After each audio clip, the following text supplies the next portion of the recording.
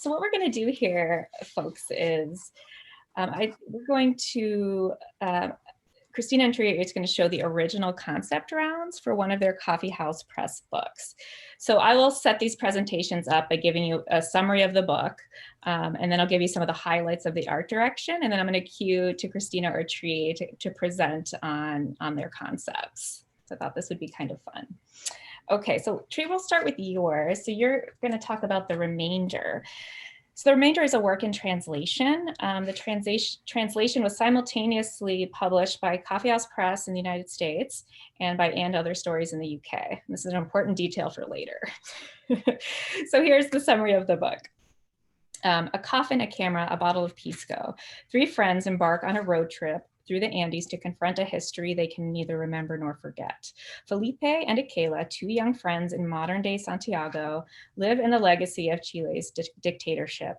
Felipe prowls the streets, counting dead bodies, real and imagined, aspiring to a perfect number that might offer closure. Akela and Paloma search for a way to reconcile their fragile lives with their parents' violent, militant pasts. The body of Paloma's mother gets lost in transit, sending the three on a pisco-fueled journey up the Cordillera as they confront the pain that stretches across generations. So that's the summary of the book. And that, of course, was included in the cover brief. And then here's kind of the heart of the art direction. So this is a book about inherited trauma, sure, but it is also about young people in their 20s on what essentially amounts to a road trip. All childhood friends with varying degrees of crushes on one another, trading sips from a bottle of pisco and regaling one another with their funniest, saddest, most shocking stories.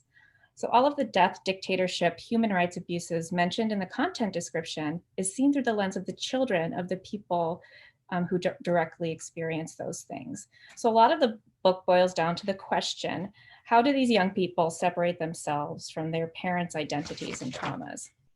And this is all to say that the overall energy of the front cover design should reflect the spirit of the road tripping young people rather than the spirit of their parents who experienced the direct abuses of Chile's dictatorial past, but that history still must be somewhat present.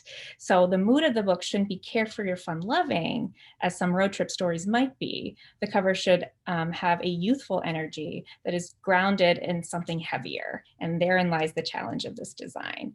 So I wrote the cover design, I sent the manuscript, I wrote the cover brief, sent the manuscript off to Tree. So Tree, do you want to talk a little bit about what we discovered after I sent the materials? I got the materials and I was like, I already did this brief. Like I had to do a double take of who was sending me the email because I was in like the final rounds with And Other Stories doing the UK cover because I studied there. I sometimes do work for British publishers. And yeah, it was like a funny coincidence. And Carla asked like if I was up to do it again. And like that was a legitimate concern and I struggled hard. I didn't want to say no, but I had a really hard time. And I thought of you immediately, and I didn't know. I'd seen the And Other Stories covers, and they're really beautiful, and I really like them. And we just wanted the cover to be a coffee house cover. And you emailed me and I just said, cool, like, let's do this. I love your portfolio and it seems like a really good match. Do you think you can get your like brain to move in a totally different direction so you won't get stuck in the ideas, that you had with And Other Stories? So it was just a funny coincidence. So And Other Stories also looked at your portfolio and was like, this is a perfect type book, a designer match. So would you want to show the first round concepts you came up with and talk us through them? I'm actually first going to show you a few of the covers I did for And Other Stories. Their brief wasn't so different from yours. Sense of place was like really big in both. And that's something that I struggle with because it's hard sometimes to make a book not feel like it's like a travel guide when you put a photo of a place on it. So these are some that I did for And Other Stories. And then this is ultimately their final cover. And then I got the brief from Carla, and these were some of the covers in the first round. I'm not gonna say that I totally reoriented myself like I thought I could.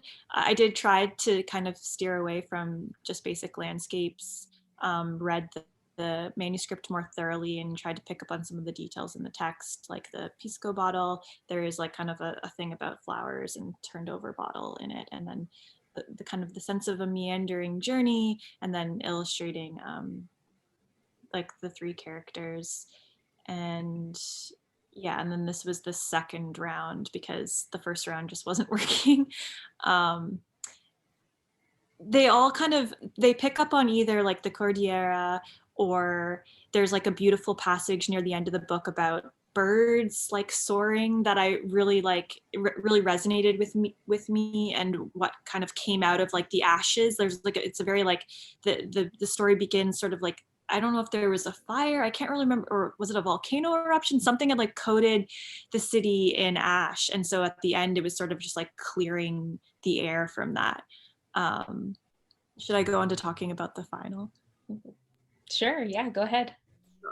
So this was like, I did more type iterations of this third cover to arrive at the final. And basically my idea was to kind of pick up that there's three characters all on separate journeys, but they're together for it, and they're like fragmented and indirect on their way like upwards. And so there's a picture of the Cordillera in the background, and then I drew these three arrows, and then I separated them all out, and I kind of cut up the pieces of paper, and then I tried to stitch them back together, and then I scanned them into the computer. So that's why they're kind of disjointed in that like kind of spontaneous way. And I had just finished reading Autobiography of Red by Anne Carson, and this book cover I feel like really borrows a lot from the energy of that book, because that also is set in South America, and there is sort of the mythical character in it goes up into the mountains and he sees this volcano, and I just feel like it felt so similar in mood. Wow, thank you so much. Yeah, I remember when we got those first concepts, there were some similarities with your first concepts for Coffee House and your first concepts for And Other Stories. I think there's the bird, I know the bird covers where you ended up with And Other Stories, and one of the concepts had a bird in them. And we really loved the illustration with the upside down flowers, because there's something, you know, alive in those flowers, but there's also something kind of sad too. I remember we worried that it was a little too whimsical for the content. We also liked the middle one, because it got at that sense of absence, the empty space, the remainder. We felt it maybe was a little too commercial at that point. I mean, this was 2018, but I remember there were other covers we felt similar. But we liked those too. And I remember in our feedback is like, we need to figure out a way to like get that illustration, but still get that sense of movement. And you really nailed it. When your the second concepts came in, and we loved both of them. So it's the two on the right were the second concepts. I loved both of them. I would have been happy with either one, but yes, like it was really, really well done. Like you just nailed it with those. Yeah. They're also different. Like this was an intensive exercise you put yourself through just to do the same book, but in so many different ways. That's cool. Yeah, I think it was a learning lesson in that, like, because at the time I think I believed that any designer could do any brief.